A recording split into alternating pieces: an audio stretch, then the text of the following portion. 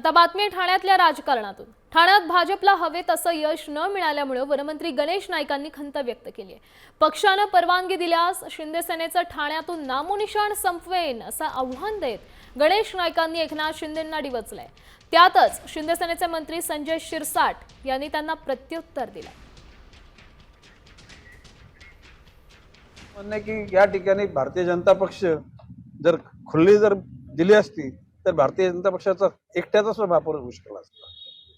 कल्याणमध्ये सुद्धा एकट्याचा होऊ शकला असता। किल्ले कोणाचे नाहीत आणि भारतीय जनता पक्षाने आता परवानगी दिली ना ते ह्यांचे नामनिशाण साफ करून टाकावं हे मी आज परत बोलतो। पण काय आम्ही भारतीय जनता पक्ष शिस्तीचा पक्ष आहे म्हणून आम्ही ते आदेश मानतो। गणेश नाईक जे काही सातत्याने बोलतायत, डायरेक्ट नाव घेणं त्यांना कदाचित अवघड जात असेल, परंतु एक निश्चित सांगतो, वारंवार चॅलेंज करायचा जर प्रयत्न केला तर आम्ही पण शांत बसणार नाही, एवढं त्यांनी ध्यानात घ्यावं।